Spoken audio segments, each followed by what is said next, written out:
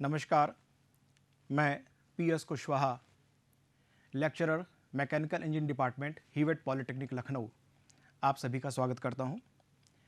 Department of technical education Uttar Pradesh की ओर से ये अवसर प्राप्त हुआ है कि ई लेक्चर के माध्यम से उत्तर प्रदेश के छात्रों को पठन पाठन कार्य कराया जाए। आज इस टॉपिक में हम सबसे पहले अप्लाइड मैकेनिक्स का टॉपिक उठा रहे हैं।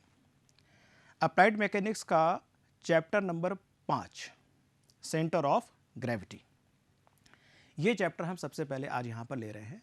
इसके महत्व की चर्चा हम इस सब्जेक्ट में आगे की ओर करेंगे। So centre of gravity is our the topic for this lecture. हम सबसे पहले ये जानेंगे कि सेंटर ऑफ ग्रेविटी होता क्या है।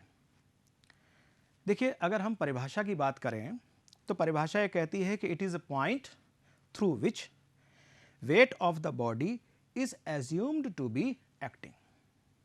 ये एक ऐसा बिंदु है किसी वस्तु के भीतर जहां पर उस वस्तु का संपूर्ण भार कार्य करता हुआ माना जाता है। भार कहां पे काम करता है? भार का तात्पर्य हो गया वेट। वेट का मतलब m इंटू जी, जहां पे g जो है एक्सेलरेशन ड्यू टू ग्रेविटी है, जिसकी डायरेक्शन हमेशा पृथ्वी के केंद्र की ओर होती है। इसका मतलब जब हम वेट की बात कर रहे हैं that is always directed toward the centre of the earth. तो ये हमारा इसका परिभाषा हो गई। इसको सामान्यतः जी से भी डिनोट करते हैं, सी जी से भी डिनोट करते हैं और सी से भी डिनोट करते हैं। ये अलग अलग तरीकों से अलग अलग लेखक अलग अलग किताबों में अलग अलग तरीके से डिनोट करते हैं। हालांकि इसमें किसी प्रकार के टेंशन की बात नहीं कि हम किस तरीके से डिनोट करें। तो centre of gravity is a point जहां पर वस्तु का संपूर्ण भार कार्य करता हुआ माना जाता है। यहां पर एक बात पे हम चर्चा करेंगे, centre of gravity and centre of mass. देखिए, सेंटर ऑफ ग्रेविटी और सेंटर ऑफ मास को लेके छात्रों में बड़ा भ्रम की स्थिति रहती है। सेंटर ऑफ ग्रेविटी जहां पर सारा का सारा भार कार्य करता है, सेंटर ऑफ मास जहां पे सारा का सारा द्रव्यमान काम करता है। तो आप कहेंगे सर जहां पर द्रव्यमान है वहीं पर भार भी हो गया, क्योंकि जहां द्रव्यमान है m/g हो गया। लेकिन छोटी वस्तु हॉरिजॉन्टल कोई क्षैतिज अवस्था में कोई बॉडी है, उसके लिए तो centre of mass centre of gravity दोनों सेम होंगे।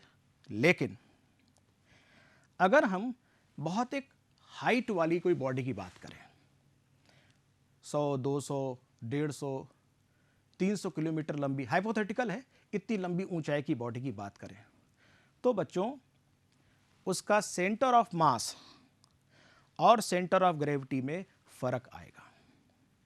सेंटर ऑफ ग्रेविटी उसकी नीचे की ओर होगी, क्योंकि small g acceleration due to gravity earth के समीप अधिक होती है, और जैसे जैसे अर्थ से ऊपर जाते हैं तो स्मॉल जी की वैल्यू घटती जाती है। इसका मतलब यह हो गया कि centre of gravity will fall below and centre of mass will slightly remain above the centre of gravity. तो ये फर्क आप समझ लीजिएगा। लेकिन प्रैक्टिकली जहां तक हम व्यवहारिक पक्ष को देखें तो हम सेंटर ऑफ ग्रेविटी और सेंटर ऑफ मास दोनों को सेम मान लेते हैं। तो आप भी इसको सेम मानकर चल सकते हैं। It is independent of the orientation of the body. तो सेंटर ऑफ ग्रेविटी जो है ये किसी भी बॉडी के ओरिएंटेशन से, आप इसको कैसे रखे हैं, आप ऐसे रखे हैं कि ऐसे रखे हैं कि ऐसे रखे हैं कि तिरछा रखे हैं, इस पे फर्क नहीं पड़ता। सेंटर ऑफ ग्रेविटी जो है वो उस पर डिपेंड नहीं करती कि आप किस प्रकार से इसको ओरिएंट करें। It depends upon the shape and the size of the body. इसका मतलब ये हो गया कि ये इसके बॉडी के शेप पे डिपेंड करेगा, ऑब्वियसली करेगा, किस आकार की है, कितने बड़े साइज की है, उस पर डिपेंड करता है। एक बड़ी महत्वपूर्ण बात, अक्सर हम ये सोचते हैं कि सेंटर ऑफ ग्रेविटी वहाँ पर होगा जहाँ पर बॉडी एग्जिस्ट करती है, जहाँ पर कुछ मास एग्जिस्ट करता है, जहाँ पे कुछ मटेरियल एग्जिस्ट करता है। लेकिन ऐसा नहीं है। सेंटर ऑफ ग्रेविटी वहाँ भी हो सकती है किसी वस्तु की जहाँ पर वस्तु का कोई भी भाग नहीं है, जहाँ जरा भी सब्सटेंस नहीं है, जहाँ पर कोई भी मास नहीं है। सो this is very important feature. हम आगे एग्जाम्पल में इसको डिस्कस भी करेंगे। Let us discuss centroid. अब देखिए सेंट्रोइड क्या होता है। सेंट्रोइड जो है अगर हम किसी सॉलिड की बात करें तो सॉलिड में तो 3 डायमेंशन हो गया, एक्स वाई जेड तीनों हो गया, उसमें जो सेंटर होगा वो हो गया सेंटर ऑफ ग्रेविटी। सेंट्रॉइड जो है वो पर्पसफुली वो उसके लिए इस्तेमाल करते हैं जैसे flat plate, plane, rectangular shape, circular shape, triangular shape, अगर कोई सरफेस है और सरफेस का अगर आपको सेंटर निकालना है तो उसको सेंट्रॉइड कहते हैं, और हिंदी में बच्चों इसको परिकेंद्र कहते हैं। परिकेंद्र वो हो गया सेंट्रॉइड। एंड सेंट्रॉइड जो है वो उन सतहों के लिए होता है जिसकी जो पतली सतह होती है। Thin surfaces have a negligible mass. पतली सरफेस है तो हम मान सकते हैं चूंकि इसमें थिकनेस नहीं तो इसका मास नेग्लिजिबल है। An area of this surface is considered important as compare to the weight of the mass. Solid के लिए जो कार्य द्रव्यमान करता था समतल के लिए, चूंकि द्रव्यमान हमने लगभग नगण्य माना हुआ है, तो किसी भी समतल के लिए जो उसका एरिया है वो हमारे लिए ज्यादा यहां पर महत्वपूर्ण हो जाता है। देयरफॉर डिफिनीशन कहती है point of a surface where whole area is assumed to be concentrated known as centroid. किसी भी क्षेत्रफल का वह बिंदु जहां पर संपूर्ण क्षेत्रफल का केंद्र माना जा सकता है उसको हम परिकेंद्र अथवा सेंट्रॉइड कहते हैं। अब लेकिन इसमें एक बात यह है कि जहां पर पूरे क्षेत्रफल का केंद्र मान सकते हैं वहां पर केंद्र है या केंद्र नहीं है, यहां पे देखिए ये बात है कि वही बात है कि जो हमने सीजी में बात करी थी, जहां पर वस्तु का कोई हिस्सा नहीं है क्या वहां पर केंद्र हो सकता है, तो वो परिकेंद्र या सेंट्रॉइड के केस में भी है कि जहां पर वस्तु का कोई भी भाग नहीं है वहां पर उसका केंद्र हो सकता है। अगर हम एक सी लेटर की बात करें, इंग्लिश का जो सी लेटर होता है उसका केंद्र अगर हम खोजेंगे तो केंद्र ऐसी जगह पर आएगा जहां पर सी लेटर का कोई भी हिस्सा नहीं है। दैट मीन्स ये बात फिर से साबित हो गई, चाहे हम सेंटर ऑफ ग्रेविटी की बात करें चाहे हम सेंट्रॉइड की बात करें। सेंटर ऑफ ग्रेविटी का मतलब गुरुत्व केंद्र और सेंट्रॉइड का मतलब परिकेंद्र। हम दोनों की बात करें तो दोनों के केस में सेंटर वहां हो सकता है, वहां नहीं भी हो सकता है, जहां पर कोई मास या कोई द्रव्यमान या सतह वहां पर है अथवा वहां पर नहीं है। Now we come to the our next slide.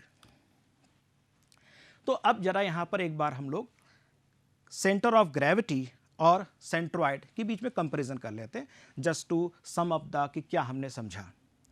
Centre of gravity में it is a centre of a solid body. Centre of gravity किसी भी ठोस वस्तु का केंद्र होती है, जबकि सेंट्रॉइड में it is centre of a surface. Centroid किसी एक सतह का केंद्र होता है, जबकि सेंटर ऑफ ग्रेविटी किसी एक सॉलिड का केंद्र होता है। दूसरा, centre of gravity whole weight of the body acts at this point. किसी वस्तु का संपूर्ण भार उस एक जगह पर कार्य करता हुआ माना जाता है। संपूर्ण भार कैसे कार्य करता है? सपोज करिए एक ठोस है, वो ठोस जो है 10 अलग अलग मास के पार्टिकल से मिलकर बना है, M1, M2, M3, M4, M5 and M10। बच्चों सबका वेट, तो पहले पार्टिकल का वेट होगा M1G, दूसरे का M2G, आखिरी वाले का इसी तरह M10 into small g, acceleration due to gravity. हर एक पार्टिकल का वेट नीचे की ओर काम कर रहा होगा।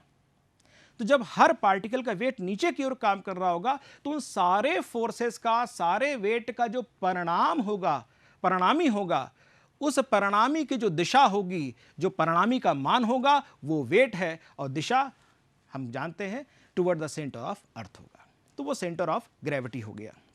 जबकि सेंट्रॉइड के लिए हम ये कह सकते हैं कि the whole area of the surface as assume to be this point.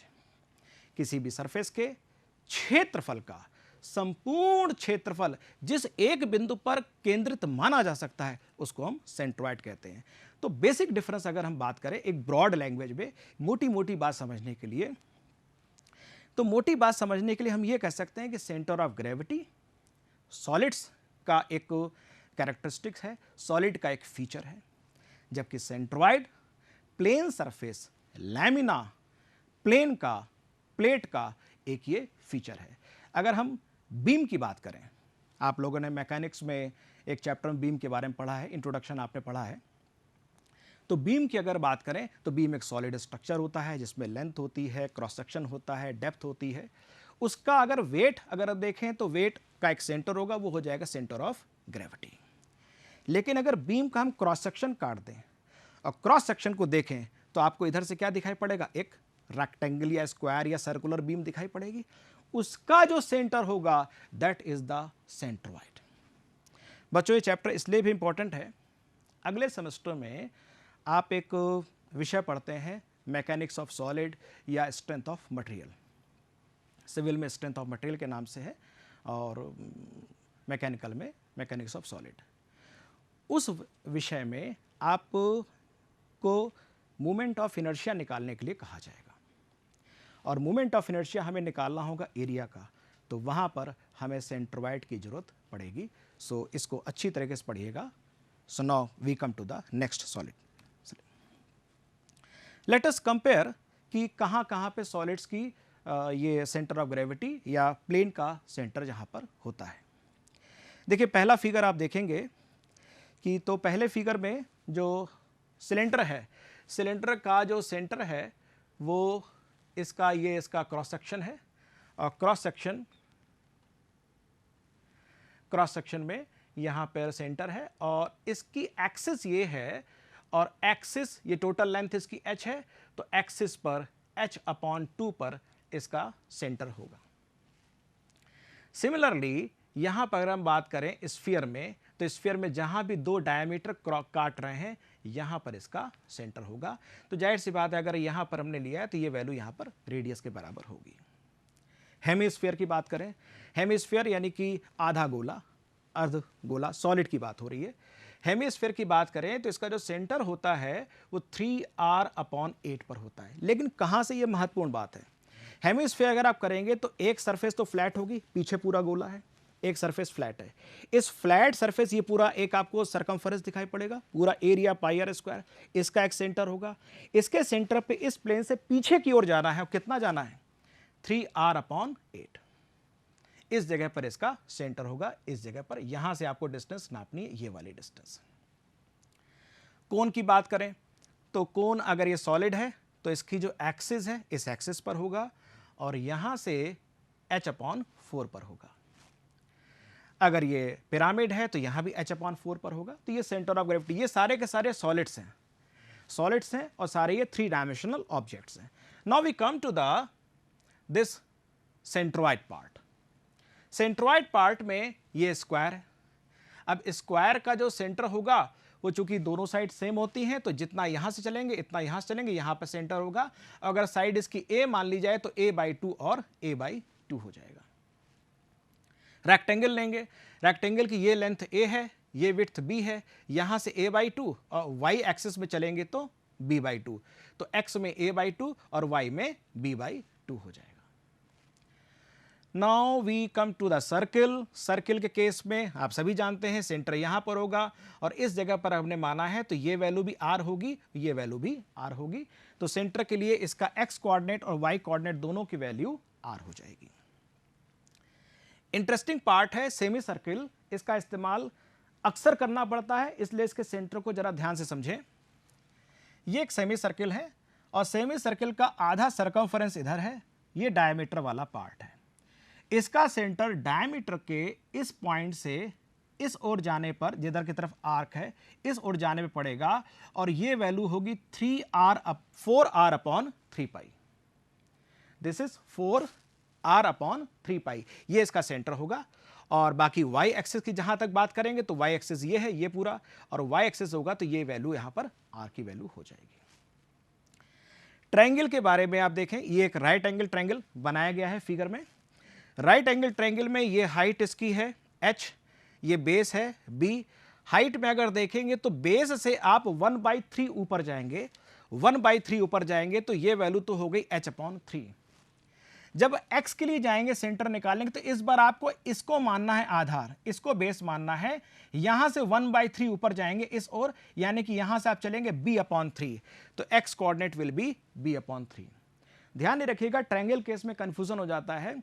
तो ट्रायंगल अगर किसी भी तरह का ट्रायंगल बना हुआ, मान लीजिए कोई भी ऐसा हमने ट्रायंगल बना रखा है, तो किसी भी तरह का अगर ट्रायंगल हो, अब इसको हमको सेंटर निकालना हो तो यहां से इसकी हम एल्टीट्यूड डालेंगे, ये हाइट जो है तो यहां से h/3 ऊपर जाएंगे तो यहां पर हमको इसका सेंटर हमको मिलेगा।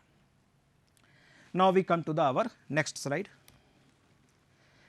सेंटर ऑफ ग्रेविटी को निकालने के तरीके क्या हैं? तो सेंटर ऑफ ग्रेविटी के निकालने के तरीके के लिए एक तो ग्रेविटी मेथड इस्तेमाल होता है, gravity method for determination of the जी।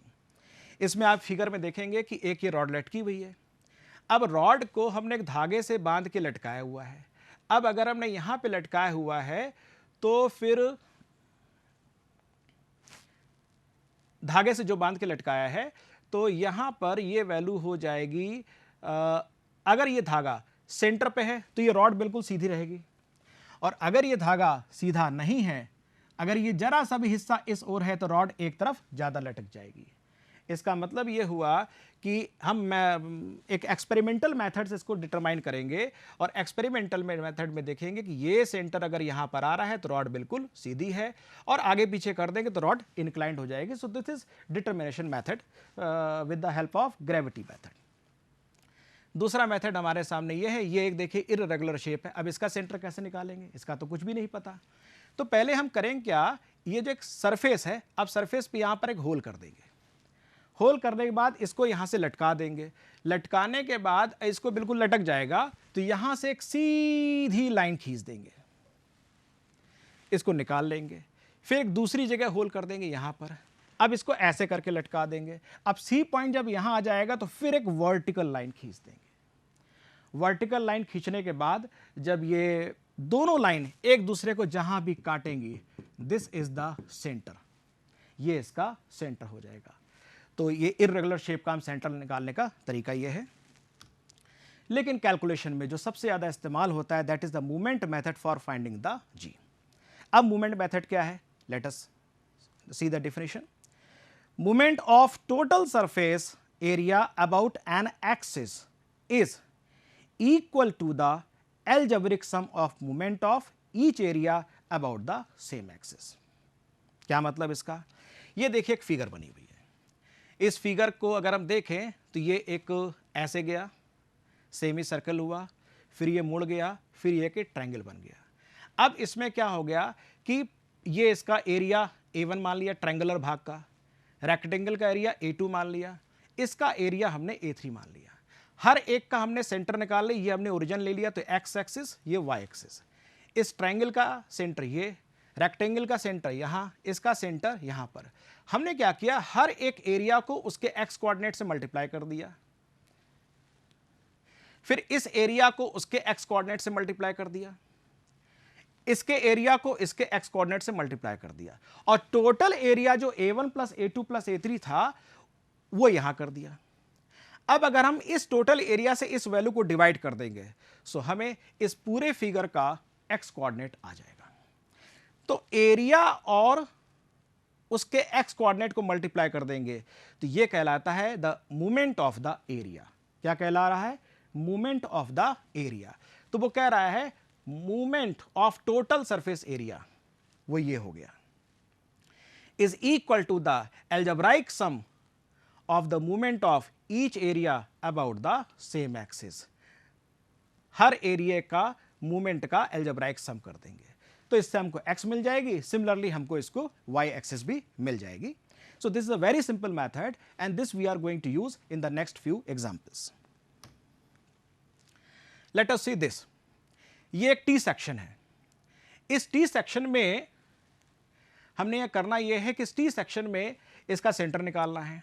तो यहां पर एक टिप यह है कि अगर इस तरह की फिगर दी जाए तो इसके सेंटर के लिए अगर सिमेट्रिक है तो बीच में से ही वाई एक्सिस गुजार दीजिए, और अगर नहीं है तो हम अगले एग्जांपल में देखते हैं। यहां पर हमने बीच में से वाई एक्सिस गुजार दी, तो ये इसका हो गया ओरिजिन।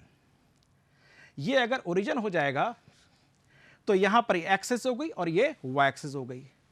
ये है 10 मिलीमीटर, ये 80 मिलीमीटर, 10 मिलीमीटर और 40 मिलीमीटर। हमें इसका सेंटर निकालना है। हमने इसके दो पार्ट कर लिए, एक एरिया ये और एक एरिया ये। Area 1, area 2। अब फार्मूला क्या लगेगा एक्स कोऑर्डिनेट के लिए? तो एक्स कोऑर्डिनेट बच्चों इसका 0 होगा। क्यों 0 होगा? क्योंकि इसका सेंटर पड़ेगा यहां पर, और ये अगर ओरिजिन है तो इसका सेंटर एक्स कोऑर्डिनेट तो हो गया 0, तो केवल इसका हमको मिलेगा वाई कोऑर्डिनेट। यानी जो आंसर दिया है ये क्या है? इसका वाई कोऑर्डिनेट। कैसे मिलेगा? Y coordinate is equal to a1। a1 कितना हो गया? 80 इंटू a1। इसका वाई कोऑर्डिनेट कितना होगा? यहां से 40 प्लस a2 10 इंटू 40। इसका वाई कोऑर्डिनेट कैसे आएगा? ये थोड़ी सोचने वाली बात है। 80 तो पूरा जाओगे, उसके बाद ये जो 10 है तो 5 और जाओगे, तो यानी कितना हो गया? 85।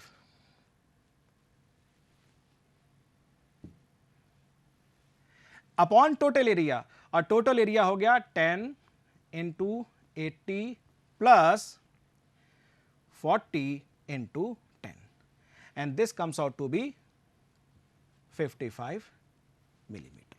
सो ये बड़ा सिंपल सा तरीका था, हम सेंट्रोइड निकाल सकते हैं किसी भी cross section. It is a T section. Now we come to the next one. अगले वाले फिगर में आप देखिए ये एल सेक्शन दिखाया गया है। इस एग्जाम्पल की हेल्प से हम ये भी सीखेंगे कि सेंटर जो है बॉडी के अंदर हो सकता है या सेंटर बॉडी के अंदर नहीं भी हो सकता है। तो एल सेक्शन, एल सेक्शन में यहां पर हमने इसको भी दो हिस्से मान लिए हैं, पार्ट 1 और पार्ट 2। पार्ट 1 हमने लिया है ये हिस्सा 20 मिलीमीटर, और ये टोटल है 200 मिलीमीटर। अब ध्यान से देखिए ये है 10 मिलीमीटर। अगर हम 200 में से 10 निकाल देंगे तो बच्चों ये कितना बचेगा?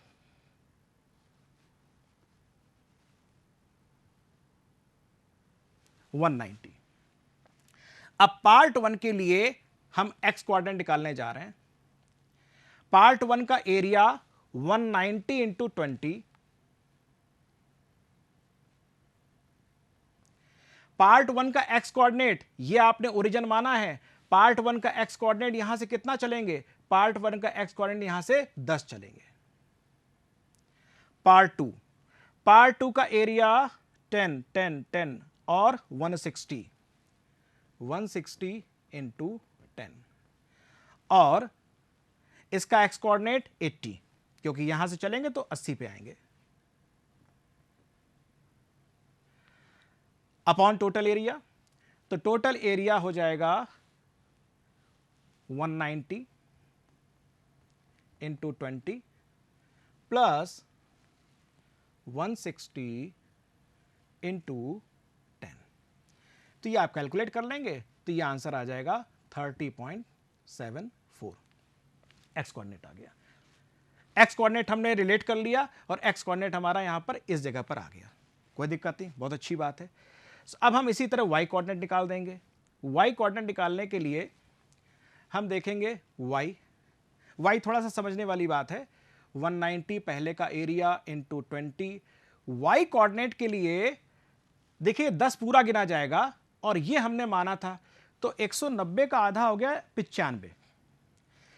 उस 95 में आप ये 10 जोड़ देंगे तो इसका वाई कोऑर्डिनेट हो गया 105। इसको समझ लीजिएगा, ये 105 है, plus 160 into 10 into 5 upon 190 into 20 plus 160 into 10, and this comes out to be 75.37। खास बात क्या है, 75.37 यहां पर है और 70.74 ये है सेंटर ऑफ ग्रेविटी, और ये इस बात का प्रमाण है कि इस एल सेक्शन का सेंटर इससे बाहर पड़ता है। Thank you. नेक्स्ट पे एक फिगर है, फिगर में आप देखेंगे तो कभी कभी ऐसा होता है कि कुछ फिगर में से कुछ मटेरियल काट के निकाल दिया जाता है, तो आपकी हेल्प के लिए सोल्यूशन करके रखा गया है। एक ट्रायंगल, एक रेक्टेंगल, एक सेमी सर्किल और एक होल। ट्रायंगल का एरिया ये, रेक्टेंगल का एरिया ये, होल का एरिया ये, सेमी सर्किल का एरिया ये। देखें कुछ एरिया माइनस है। बच्चों हमने पूरा रेक्टेंगल लिया है, इसका एरिया तो पॉजिटिव है, लेकिन जितना मटेरियल हमने काट के निकाल दिया है वो सारे एरिया हमने कैसे लिए हैं? नेगेटिव। तो बस करना क्या है, प्लस वाले को प्लस मानना है नेगेटिव वाले को नेगेटिव मानना है, हमें टोटल एरिया निकालना है, समेशन कर देना है, and this is the algebraic sum. Plus को प्लस लेना, माइनस को माइनस लेना है। सभी के एक्स कोऑर्डिनेट को एरिया से मल्टीप्लाई कर देना, ये आएगा। सभी के वाई कोऑर्डिनेट और एरिया से मल्टीप्लाई कर देगा, ये आएगा। तो ऑब्वियसली चूंकि एरियाज जितने भी हैं सारे पॉजिटिव और नेगेटिव हैं, तो सारे हमने यहां पे जितने भी सम हैं सब अकॉर्डिंगली अलजेब्राइक सम आ जाएंगे, और उन सबको फिर हम फार्मूला लगा देंगे, हम यहां पर एक्स और वाई कोऑर्डिनेट निकाल लेंगे। सो इन दिस वे आप ये समझिए कि अगर किसी जगह से कुछ मटेरियल काट के निकाल दिया जाए, तो जितना हिस्सा काट के निकाला गया है उतने एरिया को आप माइनस साइन के साथ इस्तेमाल करेंगे फार्मूले में, और जो हिस्सा है उसको प्लस लेंगे। तो यहां पे हमने पूरे एरिया को तो पॉजिटिव ले लिया, हमने नहीं माना रेक्टेंगल में कि ये कटा है कि नहीं कटा है। जितना हिस्सा कटा था उस हिस्से को हमने जैसे इसको नेगेटिव मान लिया, इसको नेगेटिव मान लिया और इसको नेगेटिव मान लिया। सो इन दिस वे हमने इसको निकाल लिया है, और आई होप कि आपको ये पूरा लेक्चर समझ में आया होगा। और आपको ये सजेशन देना चाहूँगा, जो आप किताब पढ़ रहे हैं, जो भी आप पढ़ाई कर रहे हैं, सॉल्व्ड एग्जाम्पल बहुत सारे लगाइए, एक्सरसाइज क्वेश्चन लगाइए और इस चैप्टर को अच्छे से तैयार करिए। Thank you very much.